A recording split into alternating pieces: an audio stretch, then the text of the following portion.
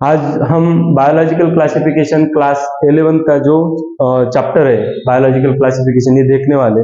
उसमें जो है अलग अलग तरीके से जो क्लासिफिकेशन सिस्टम की वाली आज तक जो जो अलग अलग साइंटिस्ट ने, तो उसमें जो है पहले जो इसमें जो एंशियंट टाइम पे जो क्लासिफिकेशन किए वाला था वो क्या था, जैसे कि फूड, शेल्टर और क्लॉथिंग, इसके बेसिस पे किए वाला था अलग अलग साइंटिस्ट ने।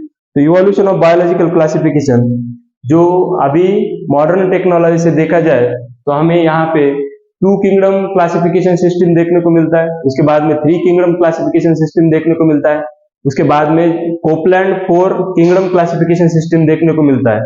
तो उसके साथ साथ 5 किंगडम क्लासिफिकेशन सिस्टम, ये जो रॉबर्ट विटाकर का, ये अलग अलग हमने क्या कल बहुत सारे देखे थे। तो उसमें जो पहला 2 किंगडम क्लासिफिकेशन सिस्टम है, तो 2 में क्या क्या, किंगडम प्लांटी और किंगडम एनिमल, ऐसे बेसिस पे फर्स्ट टाइम पे जो क्लासिफिकेशन किया था। ओके, तो उन्होंने फर्स्ट टाइम पे, जब हम मॉडर्न क्लासिफिकेशन सिस्टम में जो देखते हैं तो उसमें प्लांट और एनिमल ऐसे दो ही ग्रुप पे क्या किया था उन्होंने क्लासिफिकेशन करने का यहाँ पे किए वाला था। उसके बाद में 3 किंगडम क्लासिफिकेशन सिस्टम, जैसे कि उन्होंने क्या किया था, जो माइक्रो ऑर्गेनिज्म है अलग अलग, तो उनके बेसिस पे देखा जाए तो ये प्रोटिस्टा, प्लांटी और एनिमला, ऐसे 3 ग्रुप से क्या किया था उन्होंने क्लासिफाई करने का किया था। जो क्लासिफिकेशन है, क्लासिफिकेशन का जो बेनिफिट है, बेनिफिट क्या है, जैसे कि वो क्या कर सकते हैं, उसको बेसिक लेवल तक उसकी स्टडी कर सकते हैं। ये इनका क्या है, एक मोस्ट इंपॉर्टेंट इसका एक वैल्यूएबल है। तो उसके बाद में उसको आइडेंटिफिकेशन, मतलब कौन सा एनिमल कौन से ग्रुप में हम उसको रख सकते हैं, ये भी एक इनका क्या है रोल है यहाँ पे। दूसरा है जो उसमें जो रिलेशनशिप क्या होता है उसका, अलग अलग जो प्लांट है, अलग अलग जो एनिमल है, उनका रिलेशनशिप क्या क्या होता है, ये भी हम क्या कर सकते हैं उसको देख सकते हैं। इसके बेसिस पे क्या है इसका ये जो अलग अलग क्लासिफिकेशन हमें देखने को मिलता है। तो उसके बाद में जो कोपलैंड आए थे, कोपलैंड ने क्या किया था, 4 किंगडम क्लासिफिकेशन किया था। उसमें जैसे कि हमारा कौन सा था, एक तो मोनेरा, प्रोटिस्टा, एनिमल और प्लांट, ऐसे जो उन्होंने ग्रुप किए थे। लेकिन बहुत सारे साइंटिस्ट ने क्या किया था, उनकी जो ड्रॉबैक्स है, तो उन्होंने क्या किया था, जो सेल के बेसिस पे कुछ कुछ साइंटिस्ट ने करने का प्रयास किया था, लेकिन उसमें जो उन्होंने सेल वॉल और उसमें अंदर न्यूक्लियस है क्या, वहां तक मतलब उनके टाइम पीरियड पे उतनी टेक्नोलॉजी डेवलप नहीं हुई थी जैसे हमें चाहिए थी, क्योंकि वो न्यूक्लियस तक नहीं गए थे, राइट। तो उसके बाद में उन्होंने बैक्टीरिया, माइक्रो ऑर्गेनिज्म जो जो है, उन्होंने वायरस होगा, लाइकेन होगा, उनको सही प्लेस दे नहीं पाए।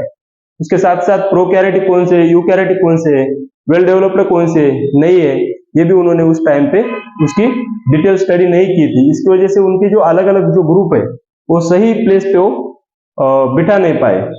उसके साथ साथ जो है कोपलैंड ने एक सही ढंग से करने का प्रयास किया था, मतलब ये जो 2 किंगडम क्लासिफिकेशन, 3 किंगडम, 4 किंगडम, मतलब इसको जो तैयार होने के लिए बहुत सा टाइम लगा, ये एक दिन में नहीं हुए वाले, तो उनको जो तैयार होने में अलग अलग जो टाइम लगा है, तो ये उसको जो टाइम लगा, लेकिन उसको इवोल्यूशन होता गया। ये थियरी जो है, उन्होंने जो प्रोटिस्टा होगा, प्लांटी होगी, एनिमल होगा, उन्होंने बेसिक लेवल पे फर्स्ट टाइम पे खाली उन्होंने प्लांट और एनिमल ऐसे दो ही ग्रुप बनाए थे।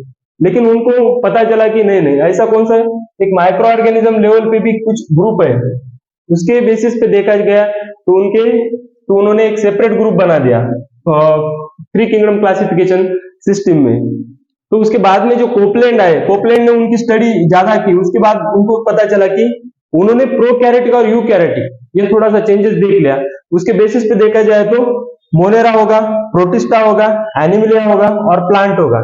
ये उन्होंने क्या किया, जो यूकैरियोटिक मतलब उन्होंने प्रोटिस्टा, एनिमल, प्लांट, ये जो है वेल डेवलप्ड क्या हो गया उसके अंदर। प्रोकैरियोटिक मतलब क्या होता है, जो जिसके अंदर न्यूक्लियस वेल डेवलप्ड नहीं होता, तो वैसे क्या होते हैं प्रोकैरियोटिक में आते हैं। और यूकैरियोटिक में जो आते हैं कि उसमें जो वेल डेवलप्ड न्यूक्लियस है, मतलब सेल जो वेल डेवलप्ड है, वो कहां पे आती है, यूकैरियोटिक। इस बेसिस पे देखा जाए तो कोपलैंड ने क्या किया था, उसको अलग सा एक ग्रुप बनाया था। उसके साथ साथ 5 किंगडम क्लासिफिकेशन है, 5 kingdom classification R H. Robert Whittaker ने बनाया वाली थी।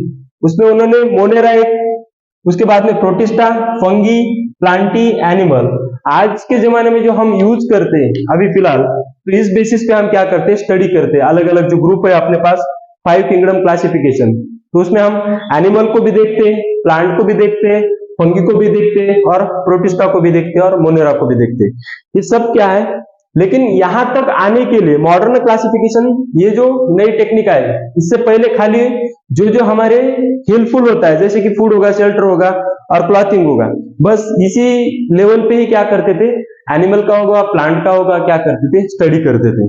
तो इसके बाद में जो निकल के आया, मतलब जो टेक्नोलॉजी निकल के आई और उसके बाद में जो डेवलपमेंट हो गया, उसमें इवोल्यूशन हो गया, उससे हमें पता चलता है कि ये जो टेक्निक है वो क्या होगी, आगे आगे बढ़ती गई। लेकिन जो कोपलैंड थे, कोपलैंड ने 4 किंगडम बनाए, लेकिन उनके भी क्या थे, बहुत सारे उन्होंने स्टडी डीप में की थी कि अदर जो साइंटिस्ट थे, जैसे कि 2 किंगडम बनाने वाले, 3 किंगडम बनाने वाले, ये जो है इनसे बेटर स्टडी किसने की, कोपलैंड ने की। तो कोपलैंड को थोड़ा सा डीप में मालूम पड़ा, तो इसके बारे में उन्होंने प्रोकैरियोटिक, यूकैरियोटिक यहां तक गए। लेकिन बहुत सारे ऐसे भी हो गए कि उनको एटोट्रॉपिक और हेटेरोट्रॉपिक ये पता नहीं चला, कौन से एनिमल एटोट्रॉपिक है, हेटेरोट्रॉपिक है, कौन से पैरासाइटिक है, कौन से इंसेक्टिवरस है, इनके बारे में उनको बहुत डिटेल में नहीं मिली। उसके बाद में जो लास्ट वाले विटाकर आए, विटाकर ने अभी जो बनाया वाला है, उन्होंने सेल का टाइप देखा, सेल वॉल देखी, न्यूक्लियस देखा। ओके, ये जो न्यूक्लियस होगा, बॉडी ऑर्गेनिज्म होगा और मोड ऑफ न्यूट्रिशन होगा, मतलब ये सब की स्टडी किसने की है, रॉबर्ट विटाकर ने की। रॉबर्ट विटाकर ने 1969 में उन्होंने क्या की, इसकी स्टडी की डिटेल में, उनको पता चला कि ये जो लेवल पे समझो न्यूट्रिशन होगा, बॉडी ऑर्गेनाइजेशन होगा, ऑर्गेनाइजेशन मतलब जो भी उसका स्ट्रक्चर है, जैसे भी साइज है, उसके बेसिस पे उन्होंने देखा। इसमें जो मेन पार्ट देखने को मिलता, मतलब फर्स्ट ऑफ ऑल उसका जो न्यूट्रिशन है, न्यूट्रिशन बहुत मैटर करता। उसके बाद में बॉडी ऑर्गेनाइजेशन, न्यूक्लियर मेम्ब्रेन उसका, वो भी बहुत मैटर करता है, क्योंकि न्यूक्लियर मेम्ब्रेन कहां पे देखने को मिलता है, न्यूक्लियस में। ओके, न्यूक्लियस का जो वॉल होता है उसको न्यूक्लियर मेम्ब्रेन देती है। क्योंकि ये जो रॉबर्ट विटाकर के टाइम पे जो माइक्रोस्कोप है वो डेवलप हो गए थे, माइक्रोस्कोप डेवलप होने की वजह से उनको जो माइक्रो ऑर्गेनिज्म है वो पता चले। माइक्रो ऑर्गेनिज्म पता चलने के बाद उनको सही प्लेस देने को उन्होंने, मोनेरा होगा वहां पे माइक्रो ऑर्गेनिज्म को उन्होंने इन्वॉल्व कर दिया। प्रोटिस्टा में भी किया, प्रोटिस्टा में जो बैक्टीरिया यूग्लिना वगैरह है ना, वो भी उन्होंने वहां पे यूज किया। और जो फंगा है, फंगा का जो अलग जो पार्ट देखने को मिलता है, उन्होंने सेपरेट ग्रुप में उनको फंगी में ऐड कर दिया। उसके साथ साथ जो प्लांटी है, प्लांट के जो स्ट्रक्चर होते हैं वो भी अलग अलग होते हैं, उसके बेसिस पे भी उन्होंने क्या किया, प्लांट को अलग किया। और साथ साथ एनिमल तो पता ही चलता है कि एनिमल कौन से, तो उन बेसिस पे उन्होंने ये डिटेल क्लासिफिकेशन रॉबर्ट विटाकर को जाता है। इसका पूरा जो श्रेय बोलेंगे तो किसको जाता है, रॉबर्ट विटाकर को। और ऐसे ही उसको क्या बोलते हैं, फेमस अमेरिकन इकोलॉजिस्ट है रॉबर्ट विटाकर। उन्होंने जो स्टडी की फंगी की होगी और जो सेल वॉल होगा, ऑर्गेनिज्म होगा, और ज्यादा से ज्यादा उन्होंने ये जो सेपरेट ग्रुप देखने को मिलता है उनका, वो फंगी है, क्योंकि फंगी को उन्होंने सेपरेट ग्रुप में रखा, क्योंकि जो उसका स्ट्रक्चर दिखाए तो हमारे प्लांट जैसे देखने को मिलता है, लेकिन होता है क्या, नहीं होता है। और जैसे वो देखने को हमें प्लांट जैसा, और जैसे हमें लगता है कि वो क्या है, एटोट्रॉपिक है, लेकिन एटोट्रॉपिक नहीं है। उनको दो ही क्या मिलते हैं, जो उनके कैरेक्टर से प्लांट और एनिमल दोनों भी जैसे दिखते हैं, इसकी वजह से उन्होंने क्या किया, उसको सेपरेट ग्रुप में रख दिया। तो ये एक उनका क्या है, इनोवेशन है रॉबर्ट विटाकर का।